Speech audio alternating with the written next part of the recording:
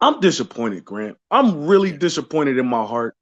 Um, as you know, I stay on the East Coast. If I stayed in California and Jimmy was still on my team, I would probably boycott this season. I would probably turn in and demand a refund for my season tickets, Yeah. and I would boycott the season. That's how strongly I feel about the situation. Now, that being said, I also know that there's a certain thing as an off season, and sometimes things have to play out, right? Um, True. Trey could still be the guy. I hope that Trey's the guy. As far as what he needs, I wish I could fire Jed for real. I wish I could fire Jed York. I read an article where Jed York was quoted saying he would gladly pay $25 million for another year of Trey Lance's development. And that in my mind is just a avid, oh my goodness, I can't even think of the word right now. It's just such a flagrant misuse of team funds that I can't even begin to talk about how much that frustrates me. Stephon Gilmore is still out there. You know what I'm saying? We could have made several more big splash moves in free agency that would have pretty much cemented our run at a Super Bowl run next year, all while still developing Trey.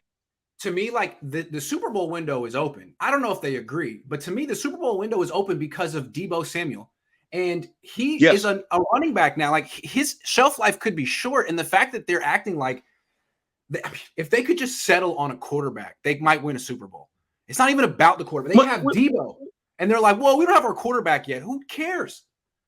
I'm just saying. We got a quarterback. And that is what Trey Lance needs, is for the team to stop acting like they didn't just mortgage half a decade on this guy right now. Like give him the keys to the car and let's get this show on the road. I'm really having a hard time understanding why we're still having this conversation. Unless you, of course, you tell me, listen, we're just waiting for the semantics on some offseason stuff to happen. We tried to make a play, but it didn't work out. Trey's our guy.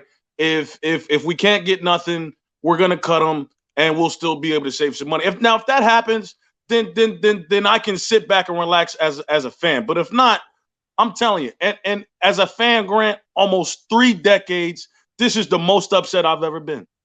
And we've been through some bad years. You know what I'm talking about. Yep. No, because this feels like such a So missed opportunity. Like when they're going through the Tom Sula and Chip Kelly years, everyone retired. You knew the coach was trash. They had a long way to go. Now you're right outside the promised land.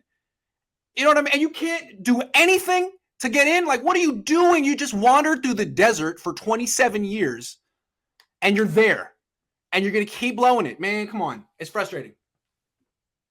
And I don't know if anybody else is giving you this stat, Grant. I've looked at the teams in the last decade. There's only been a few teams to go to a Super Bowl multiple times. We're the only team to go to the Super Bowl multiple times in this past decade and not get a W from it. That's embarrassing. That's embarrassing. Yeah. What are you guys gonna do differently? And you know what? You've talked about it on some of your other shows.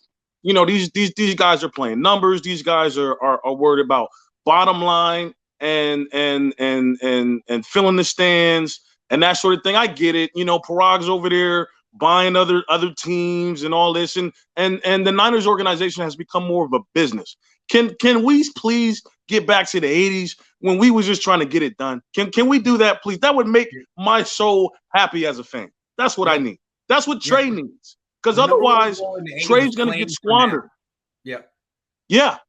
And if Trey gets squandered, that's going to be a sad story.